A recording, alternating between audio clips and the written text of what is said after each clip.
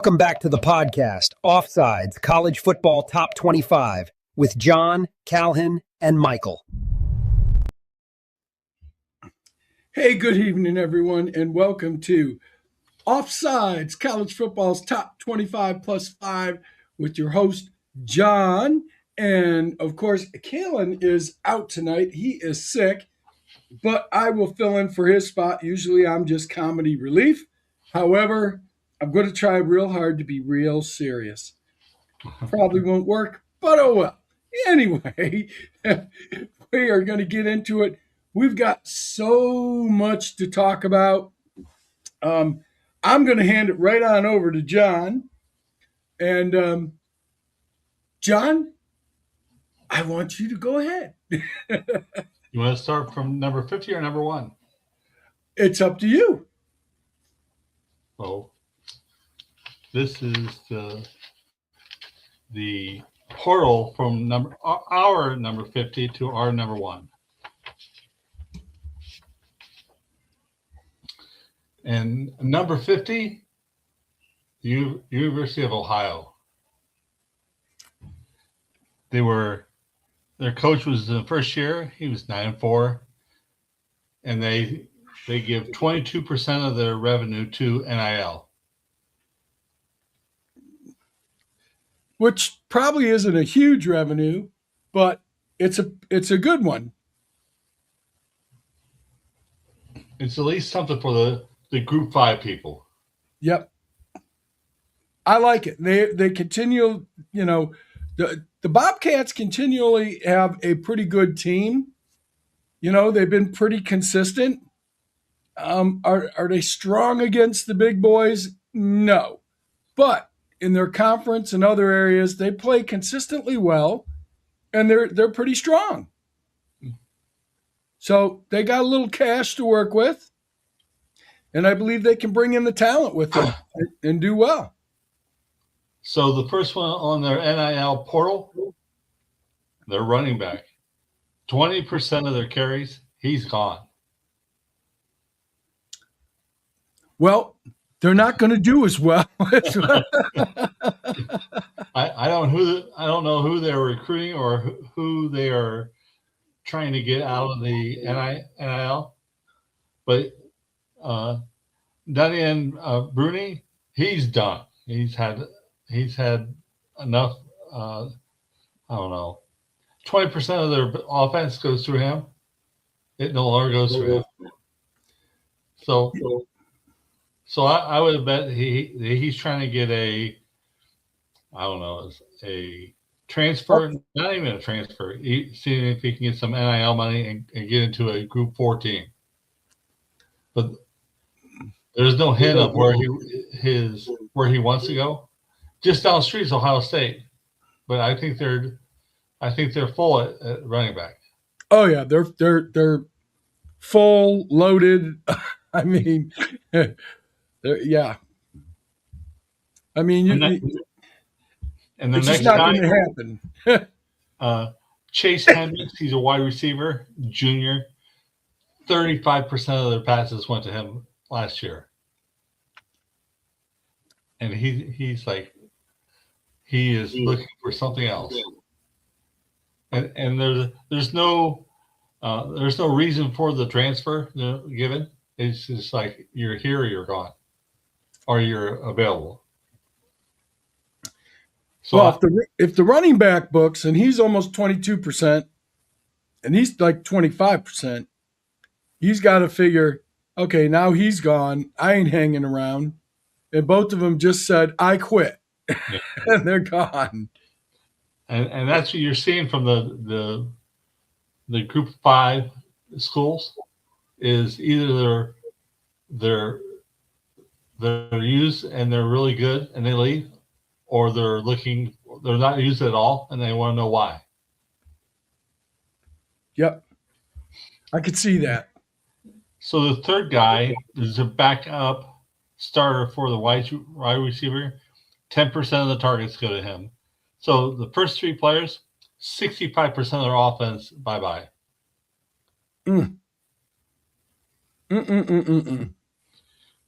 Next one.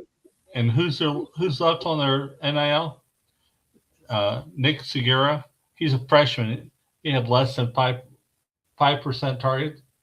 It's like, okay, were you mad that you didn't get targeted that, or you don't think they use you right, or you're just looking for something else? And the next three guys are on the defense. A linebacker had 25 tackles, or he had 25 or less tackles. Nehemiah Dukes had less than 20 tackles, and Jay Crable, he's a sophomore, had less than 15 tackles. So you had three players with 45 tackles or less, and they're gone. So basically, they're down to the bare cupboard. Yeah, and that was a first year coach Hauser. He was 9-4. So you don't know if he was trying to get better players or he was just cleaning house.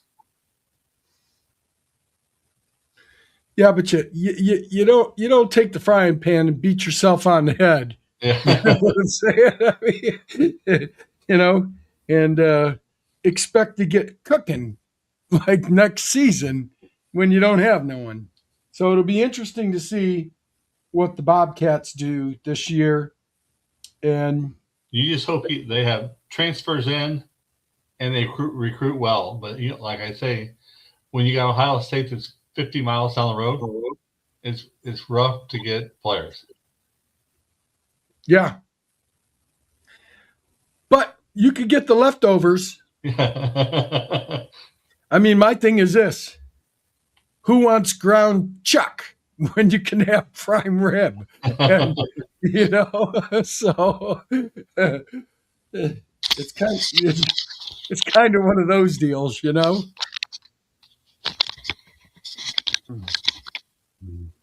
All right, who do we got next on the list? Number 49, Fresno State. They were 9-4 also. 22% of their income goes to NIL. And their portal, number one wide receiver, Josiah Aon, he's a senior. He didn't play.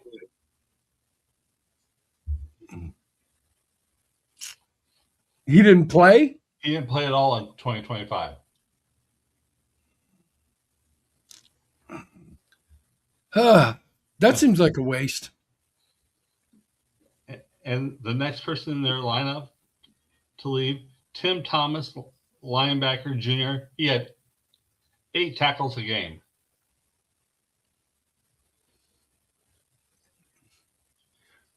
It's still working. Yeah. So 8 times 13 is 94 tackles a year. Yeah. But he is done. He's done at Fresno State. Wow. Their next player, Jaden Davis Jr. He had 8 tackles for the whole year. He's a junior. He's gone. Ouch. So you're like you really didn't have any stats, and you're saying, are you pointing one finger out and 3 are pointing back at you? I don't know.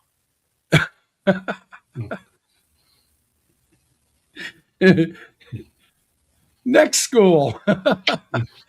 Next, believe it or not, number 48, LSU. Oh no, they are cleaning cupboard. Folks, LSU has decided to go pirate. And right now they're all walking the plank of the portal. They have 21 players that left through the portal. 21 players. 21. I knew there was a lot. Last time I heard it was like 16. And I was thinking, oh my goodness. Yeah. How are you going to row the boat if the whole crew's gone? Who's going to man the oars? So They graduated a quarterback, Michael Van Buren II, his sophomore backup starter. He's gone. Colin Hurley, freshman, third-string backup quarterback, gone. Wow. But I have to believe Lane Kiffin, one way or another, will get them back on track in a couple of years. They say he's the king of NIL. Well, he just lies better than most. If he had 21 lead, he better have 21 lined up already. Yeah, he's a good coach. I mean, if you look at what he's done with Ole Miss, I mean, that's pretty impressive.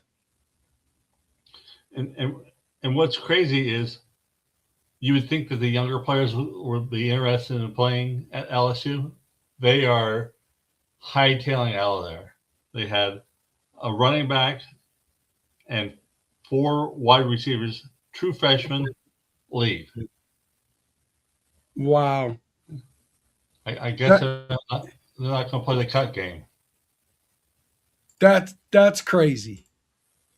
I mean, that's absolutely crazy, you know? I mean, they're not going to be, and I think they have them ranked in the top 25 for this next year. Yeah, so we haven't done our top 25 for 2026, but we're getting close. They finished 48th in 2025. And they lost 5 from the offensive line, 1 transferred to Kentucky, 1 defensive lineman, 2 linebackers, and 2 defensive backs. All of them had all totaled 1 tackle for the year. They're gone. And the last player that entered is Aaron Burrow. It's their kicker. He had 0 tries in 2025. Kickers seem to be a problem this year for a lot of teams. And they were for a lot of teams this year. Thank you. So I've never seen such problems. And if you lose a kicker that's even halfway decent, it's going to hurt you. They have to reload from top to bottom. I mean, that's cleaning house.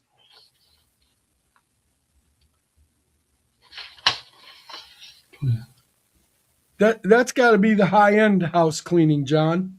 No, they are not. Guess who's next? Number 47, Memphis. They have 38 players in the portal. 38? 38. Holy smokes. So Arrington Maiden, their freshman quarterback. Gone. There are 2 running backs, sophomore and freshman, and they had 32 attempts. They're gone. 2 wide receivers, 1 transferred to Arkansas, and they lost, or they're going to lose 1, 2, 3, 4, 5, 6, 7, 8 players that are playing offensive line. And on defense, they had 7 graduates and 5 more that went to the portal. Wow. So that's crazy. Yeah. And Memphis had 5 defensive backs graduate, and they put 4 more into the portal. And Memphis is another team that has been consistently, I mean, the Tigers are tough, and they consistently have double digit, 9-3 or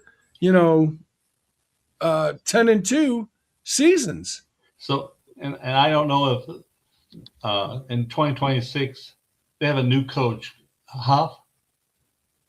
So you're right, Colin. Did the new coach just say, did he run all the talent off? I don't know. Well, isn't that kind of what Signetti did from one team? That's true. I mean, he practically brought the whole team. James Madison still played good. So sometimes these guys can pull recruits, from where they were and talk them into going. I have that concern, with the few teams doing that. I figured Lane Kiffin would do it, but he had it was an awkward time for him to leave, but I know he didn't have a choice. He had to either take the deal then or not, if I'm correct. I think he could have waited. You think he could have waited? Yeah, I think so. So he's probably in the top 5 coaches in the College. But he doesn't stay long at schools. He was at Tennessee. He was at UCLA. He was at Ole Miss, and now LSU. So 4 coaches and 4 teams in 10 years. I think. Yeah. Well, yeah.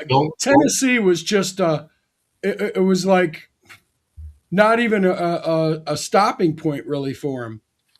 I don't think he even coached a game there, did he? I don't know.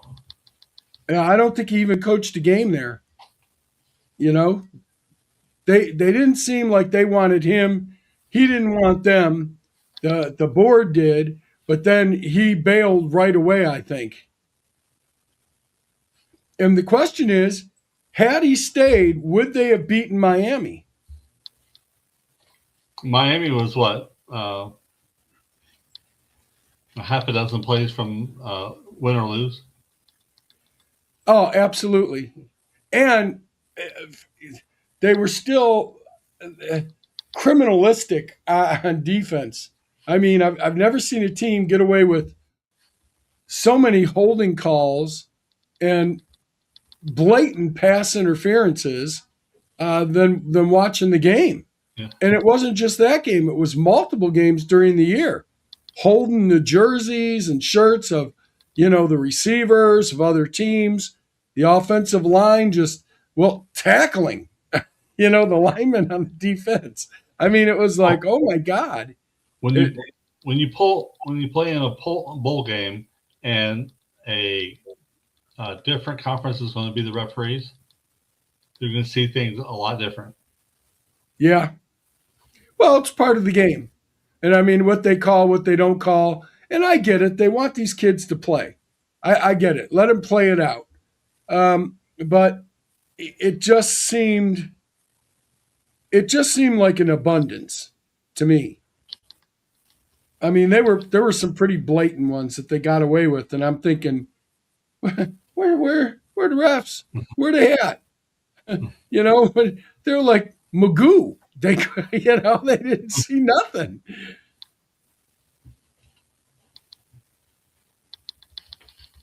Mr. Magoo had 20/20 vision compared to those refs in some of those games.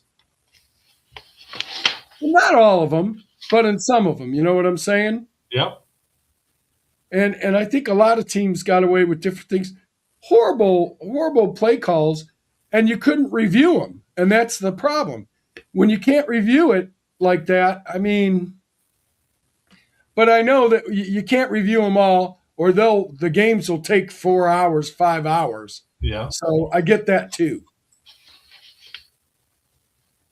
But it was kind of a political mess this year. And I think it will be a little bit better, but I think the NIL is good for the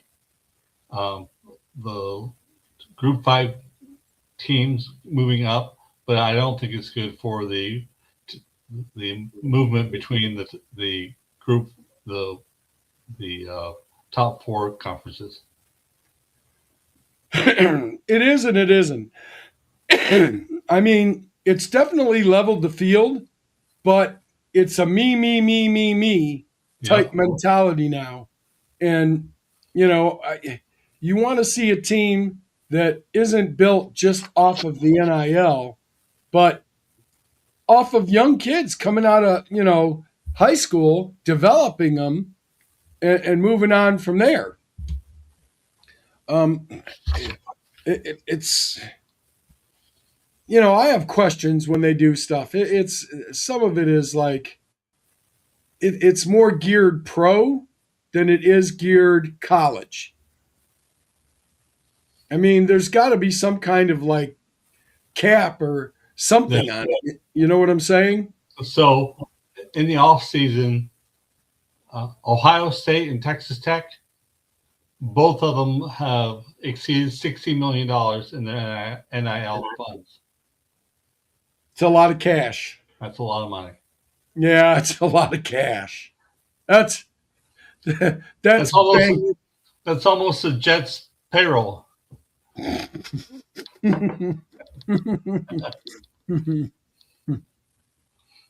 always get me right when I'm drinking the coffee. It may be the Jets. So number 46 is even more South Florida. Yeah, the Bulls. Holy smokes. They abandoned players in the NIL portal. Yeah, that ship went down quick, didn't it? As soon as they said, what? Bye.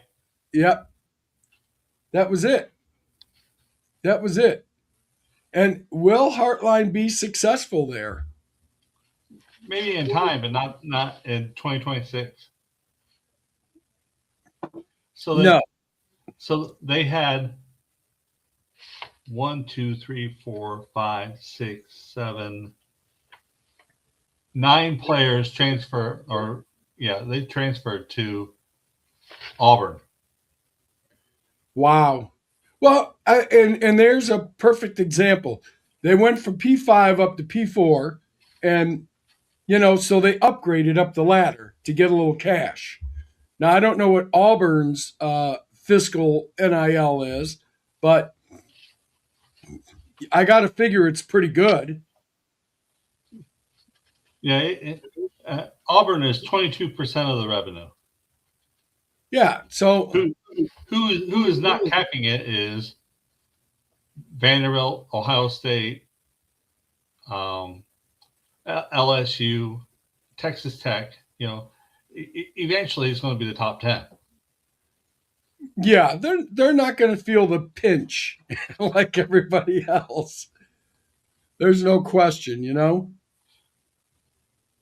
And if Ohio State is giving out 22% of the revenue, that means they're making $120 million a year on the sports. Oh, absolutely. I think they're bringing in way more than that. Matter of fact, I can look. But let's see what we can find out there. Let's see.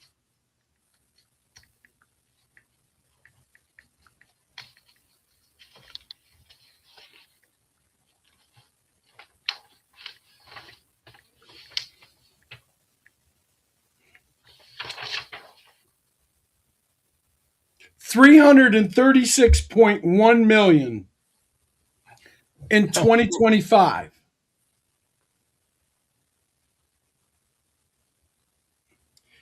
Largely driven by football, with ticket sales alone bringing in an extra $22.9 million compared to the previous year. It's the primary driver of revenue, which included $67 million in ticket sales in 24-25, helping the department recover from a $38 million deficit in 23-24, which is crazy because that's the year, right before that they won the national championship. So the total athletic revenue is $336.1 million. I mean, that's pretty crazy. So they got roughly $90 million to spend. So there's $30 million. Yeah, and they get listen. They're making $50 million in media rights coming from football in previous years. So tickets reach roughly 67 million 24-25. The profitability after a 38 million deficit in the fiscal year of 2024 returned to a surplus in 25 of 15.7 million. Yeah. And you know why it was a deficit? They're paying off Urban Meyer's contract. Oh, I'm sure. Yeah.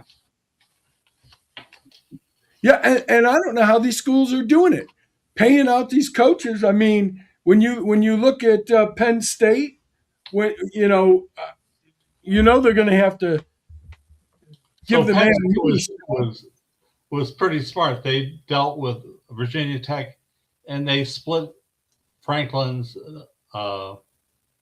Payroll. Yeah, what he was owed for the next 5 years or whatever. Yeah, it was smart. Well, you got to figure Lane Kiffin isn't cheap either. You know? Yeah, that had to cost a pretty penny. What LSU's AD said? The money's endless there.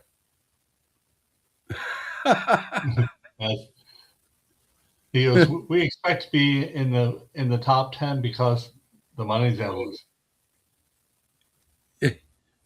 Monopoly money. I monopoly money. Who's next? Number 45, Pittsburgh. And this is where you start seeing the players sticking with the coaches. So 1, 2, 3, 4, 5, 6, 7, 8, 9. They have 10 players in the portal. Wow. And Narducci's probably been there 10 years. Yeah, I think so. So that's a lot of tenure for an average college coach now. You don't see the Bobby Bowdens and the Paternos and you don't see them anymore. The only one that's left is Ferentz at Iowa. And I'm not sure how long he'll stay. He's already been there like 25 years, so not longer, not much longer. Yeah, he'll retire eventually, and he's listed as one of the winningest coaches. He's also one of the most losing coaches too. Yeah. So Pitt not only used the NIL, only 10 players left.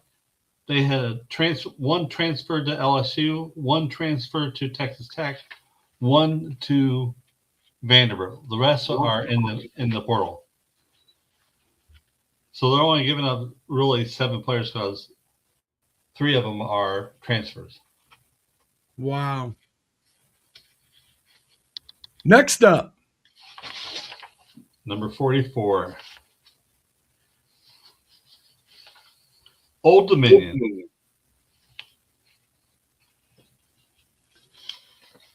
And they've been a pretty consistent team.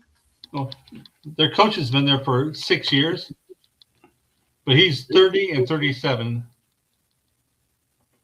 But this is the first year they finished on the plus side of 50-50. They were 10-3. Right.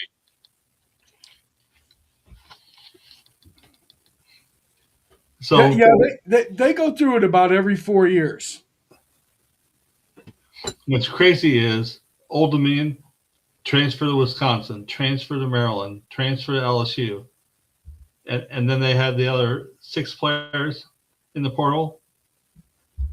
Ja'Cory Thomas, receiver, junior, played 12 games.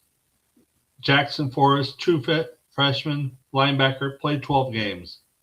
Zion Frank, defensive back, sophomore, played 13 games. So it's not like that are leaving because they weren't playing. It's like they were building the resume. Yeah, like I said, upgrading, doing the upgrade. And Next Old Dominion up, was like, no, you can go. yeah. Next up, 43, Wake Forest. So Dick, their coaches in their first year, he was 9-4. And they have 1, 2, 3, 4, 5, 6, 7, 8, 9 players in the portal. 1, 2, 3. 3 of them did not play a game. 2 of them played 4 games. 1 played 8 games, their backup quarterback. And they had a defensive back freshman that played 1 game. yeah, I call that being forced out, or you know what I'm saying? Semi-cleaning house. But it's funny, it's like you can play a little or you can play or nothing, and you decide. Yeah, and of course they want to. You know, that's one thing. They want to make the money, but they want to play too. The kids want to play.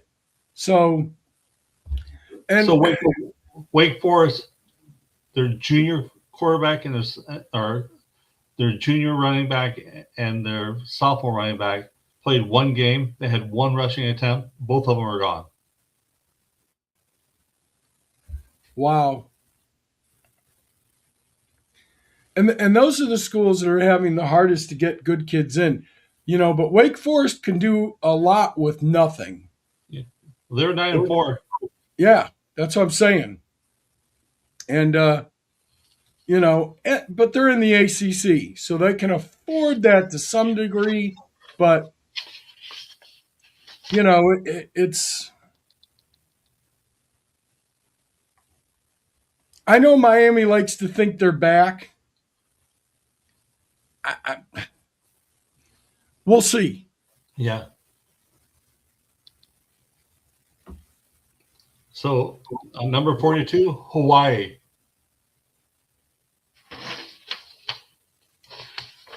Another school that was 9-4. Their coach is 15-17 in 3 years. They only have 1, 2, 3, 4, 7 players in the portal. And one of them played a junior wide receiver played 12 games.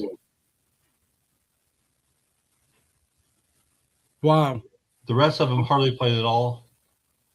And they really didn't have any stats. They weren't targeted a lot.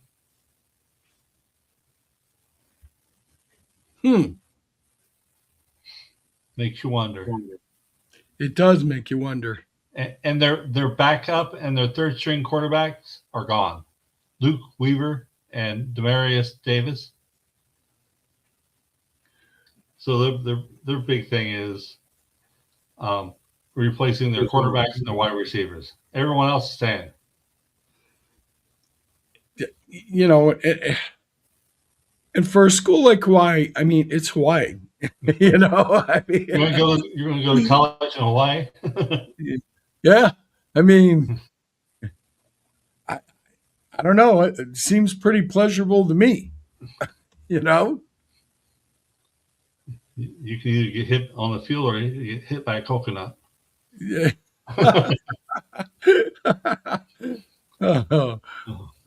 Next up, number 14, Washington. Your coach is in his second year. He's 13-9 there, and believe it or not, they only have 2 players in the portal.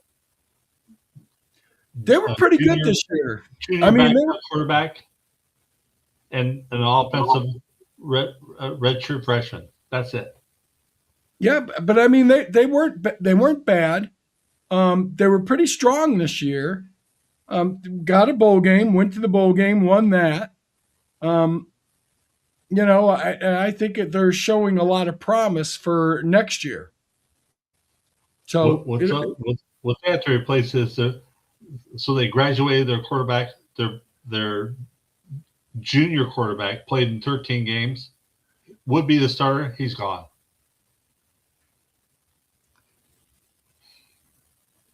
I believe they're going to get somebody. You got to wonder, like, how you going to go from working your way up the ranks to the heir apparent, and then you go, no, I'm ready. I'm gone. See, I think they should have gobbled up Ohio State's quarterback, Kleinholtz. You know, I don't know where Glenn Holtz is going, but I know he's not there anymore. ACC. I believe he went to the ACC.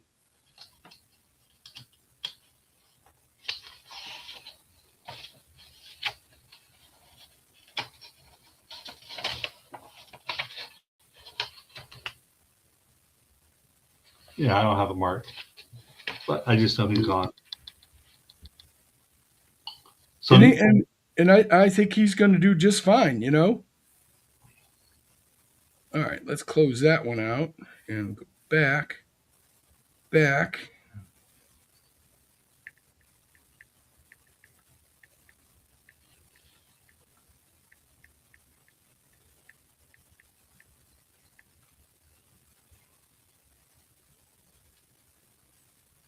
No, he went to Louisville. ACC. 3 hours down the road. Yeah, to the Cardinals.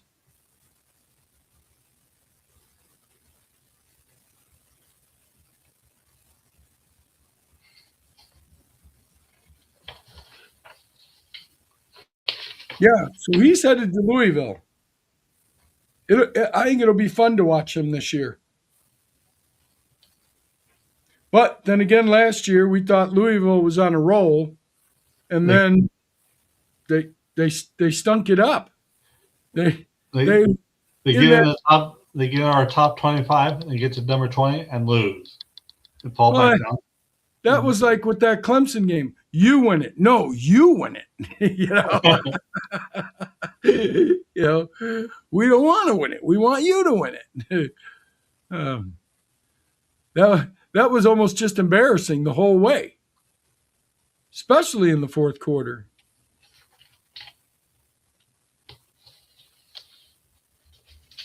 Let's see who wants to lose it more. Here, hold my beer. You know. Next up, number 40, Western Kentucky. Their coach is Helton. 55 wins, 33 losses in 8 years. And they have 1, 2, 3, 4, 5. They have 6 players in the portal. The Hilltoppers. Yeah. So they have a junior wide receiver that played 13 games, but he had 1 touchdown, and he averaged 6 yards per play. Wow. And their tight end, he played 11 games. He averaged 10 yards of reception. He's gone. That's a good chunk of offense. Yeah, every time you catch the ball, first down. Yeah. It's like, keep throwing to him. Yeah, you're consistent. Yeah. But you got, again, you have to wonder why these players that play a lot of games and have a lot of success, and they go, they must be really confident on their own play. I'm telling you, it's trying to upgrade, get the cash. You know what I'm saying? Mm-hmm. And move on. And they could get the playing time. They believe they could compete, but they've got to take a chance. They got to take a chance. I mean, Kleinholtz is a perfect example. And mark my words, when you look at Ohio State, you have Julian saying, and you said it last year, and I said it, to some degree, but I was hoping that you were wrong. But he's a little too small. He doesn't know when to run. You know what I'm saying? Yeah. One-dimensional. Yeah. And when you had Will Howard there, he's a big boy. When he started trucking, you had a hard time bringing him down. Howard weighed 40 more pounds than Sand, so he could do a quarterback sneak or something on the goal line. Yeah. Sand had to rely on his passing, his arm.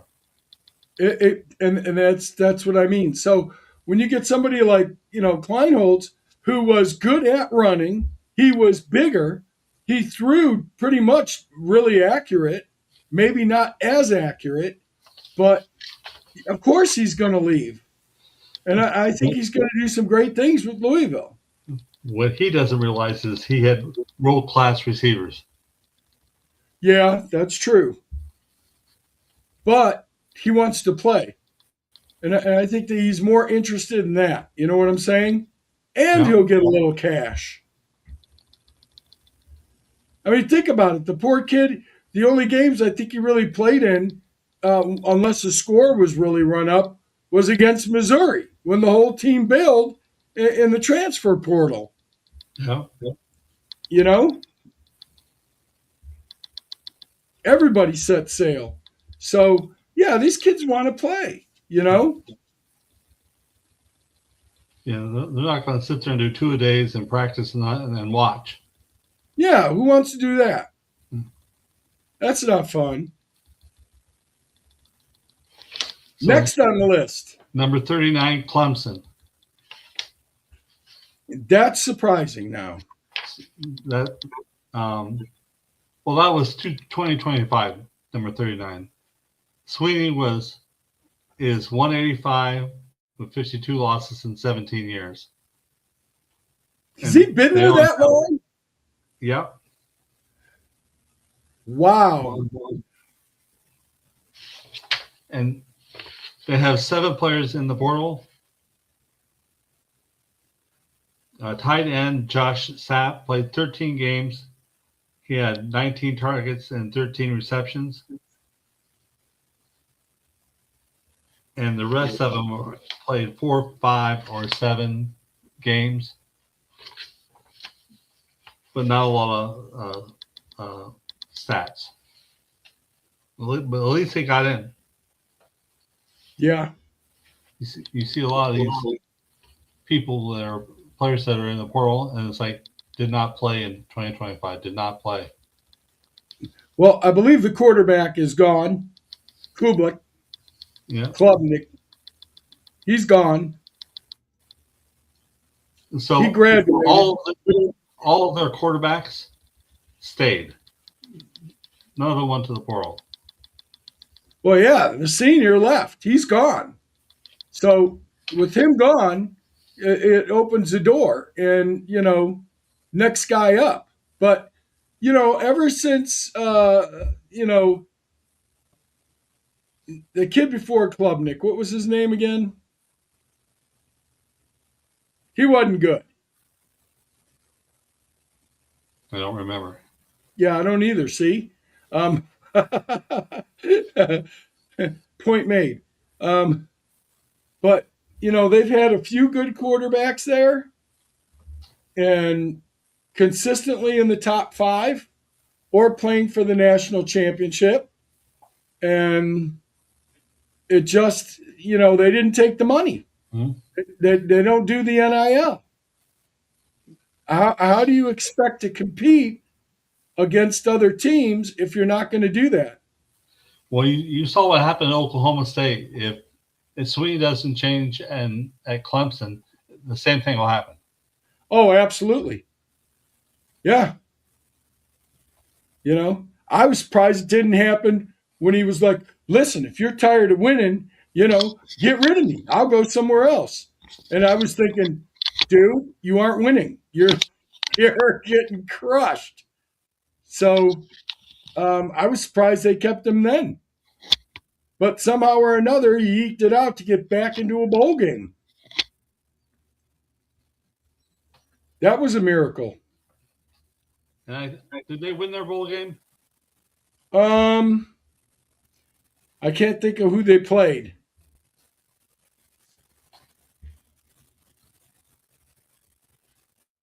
I want to say yes.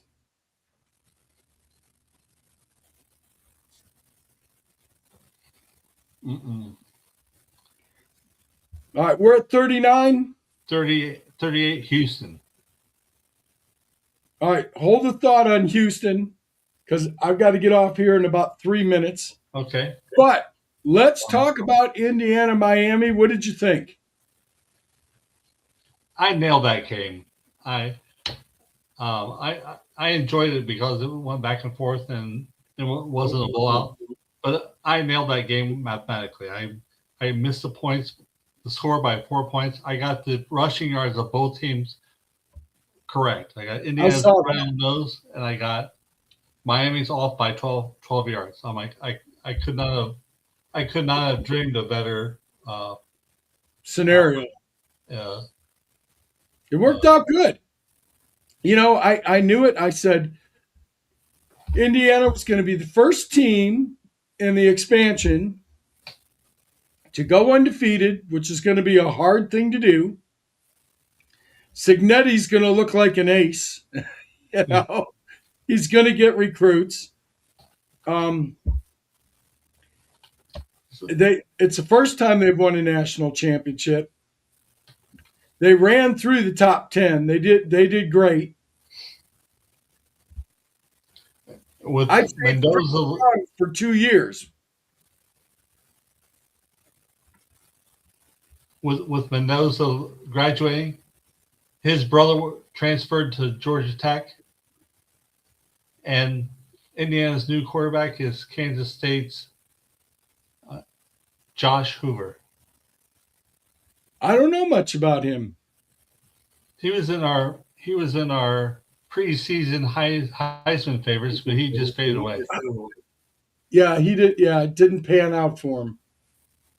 Well, it might there in Indiana.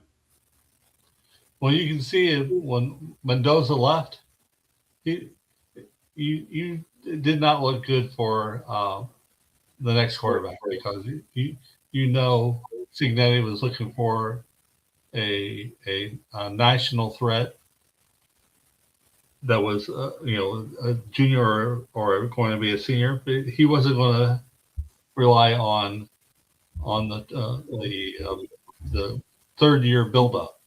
Right. Well, it should be interesting. We'll work from number 38 down next week. Hopefully, Kalhin is back with us. He has not been feeling well, so hopefully he's back. And John, thank you, sir. Yep, and the next teams go rather quickly because there isn't a lot of players in the portal. As you go all sides, top 25. Perfect. Well, John, thank you, sir. It's good to see you again. Yep. And and guys, we're going to be on here. You know, we're doing this throughout the year. We got a lot to talk about. Every team building up, seeing how the spring practices go. You know, I'm going to kind of follow John's lead and, look at all this stuff because he does all the analytics on there. And I'm going to tell you, there's nobody better. So we're going to look at all that. And then I'm going to make fun of who I need to make fun of. Okay. Whoever the most deserving is. Mm-hmm. Anyway, thanks for tuning in with us on Trim Radio's Offsides College Football's Top 25 Plus 5 with your host, John, and Kalhin, and then me, the troublemaker. Anyway, I hope you guys have a great week. John, I'll see you next week. Yeah, I'll talk to you soon. All right, man. Bye. Bye-bye.